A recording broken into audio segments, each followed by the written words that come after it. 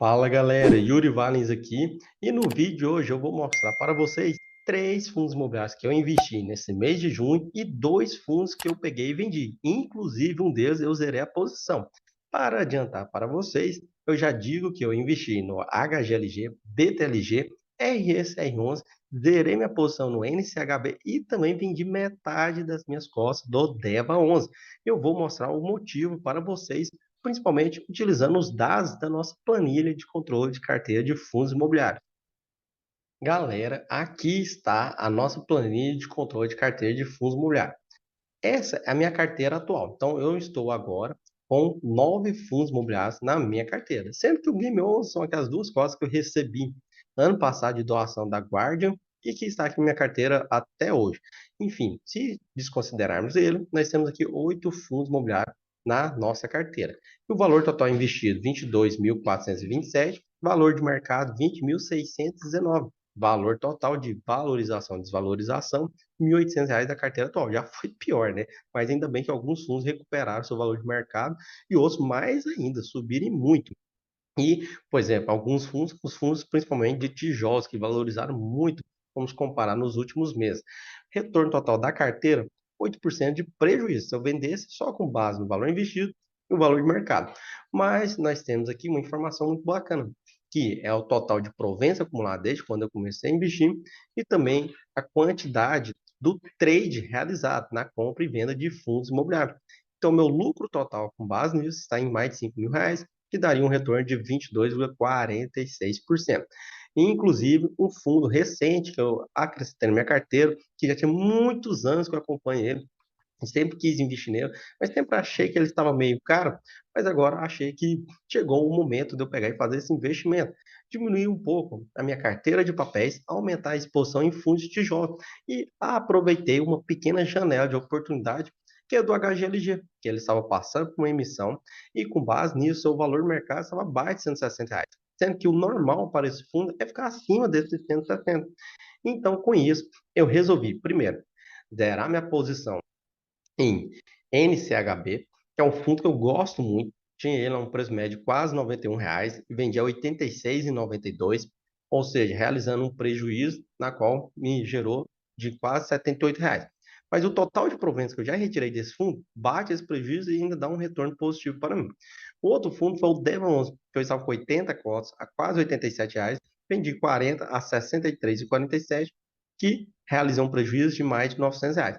Mas também o DEVA11, se for considerar o total de proventos que eu já recebi desse fundo, que olhando aqui na nossa carteira, só de proventos foram mais de R$ 1.100, mesmo abatendo esse prejuízo, ainda estou no lucro com esse fundo imobiliário, com retorno em torno de 6%, retorno financeiro de R$ 210. Então, isso acaba alentando um pouco esse prejuízo que eu acabei realizando do DEVA. E por quê? Primeiro ponto, por que que eu vendi esses dois fundos imobiliários? O NCHB eu gosto muito, e o DEVA11 é um fundo que já alegrou muito o mercado, está passando por uma situação complicada. Eu ainda gosto desse fundo, mas eu estava muito exposto e resolvi diminuir a posição. Por quê? Primeiro motivo primordial, IPCA. IPCA de maio veio 0,21%, ou seja, o rendimento desses fundos de papéis vão cair mais ainda, porque são altamente atrelados a esse indexador. O DEL já passa por várias situações conturbadas, de inadimplência, carência, renegociação de dívida. Seu último rendimento caiu de 70 centavos para 65 centavos e agora, com esse IPCA menor, tende a cair mais ainda. Infelizmente, com a queda, vai cair seu preço. Eu lembro que na data base eu até pensei em fazer essa operação de vender essas 40 cotas, ele estava cotado a 66, R$ 67, acabei deixando para poder receber os proventos.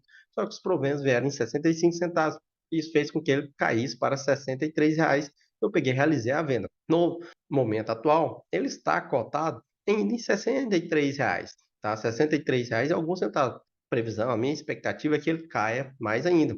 E não só ele, os outros fundos de papéis também.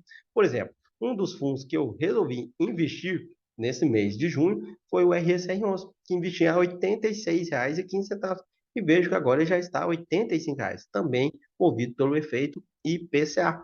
Então, esses fundos eles tendem a cair ainda sua cotação por causa do IPCA e também porque o mercado está virando novamente para os fundos de tijolos. Eles possuem uma perenidade nos seus rendimentos, né? Bons fundos de tijolos. Eles já têm uma previsão das suas receitas, não há essa oscilação de impacto de acordo com a inflação e também a taxa de juros aqui no Brasil. Já os fundos de papéis, eles dependem altamente da inflação e também da taxa de juros, então oscila bastante seu preço no mercado. Eu lembro que lá em 2019, os fundos de papéis, eles tinham dividend yield iguais, alguns até mais baixo ou levemente superior aos fundos de tijolos. E esse cenário está voltando para nós, né? Lembra que o mercado é ciclo? Pois é, esse ciclo está voltando novamente e vamos chegar no momento que eles vão estar nessa equivalência de rendimento. Por isso que é uma valorização muito grande dos fundos de tijolo comparado com os fundos de papéis recentemente, os fundos de papéis desvalorizaram.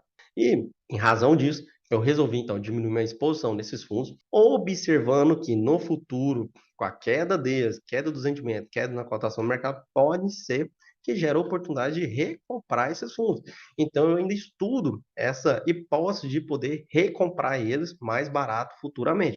Quer dizer que eu encerrei minha posição, não vou comprar mais esses fundos. Inclusive, o RS-R11, eu estou pensando nisso. Eu acabei comprando mais cotas dele, mas eu já estou pensando se em determinado momento eu posso alienar algumas cotas para depois recomprar mais barato.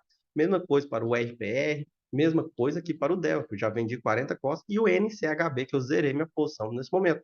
Mas eu fiz um push de oportunidade. Por quê?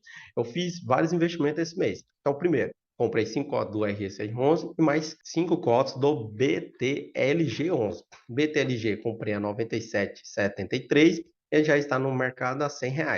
O RSR11 eu peguei e comprei 86,15 e está R$ 85 no mercado secundário. E o HGLG eu resolvi investir nele por causa dessa janela de oportunidade. Peguei, alienei todas as cotas do NCHB e também alienei 40 cotas do Devon. E com o montante arrecadado, consegui comprar 27 cotas do HGLG, que já está gerando essa pequena, né, valorização de quase 1% na sua cotação, com base no preço que eu paguei e o valor atual de mercado. Sem falar que o HGLG, seu último rendimento foi de R$ 1,10, mas ele está com uma reserva robusta acumulada para esse semestre. Então, a expectativa é que ele pague pelo menos R$ 2 nesse mês de junho para os seus investidores por causa dessa reserva acumulada. O BTLG tem uma pequena reserva acumulada também, só que no relatório gerencial dele não fica claro se é uma reserva caixa ou só uma reserva contábil, né?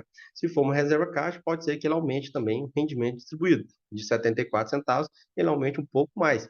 Lembrando que a data base dele ainda está para chegar, que ele pega e a sua data base é próximo da segunda quinzena do mês, tá? O pagamento próximo do final do mês, lá para o dia 25, que é o seu pagamento do BTLG.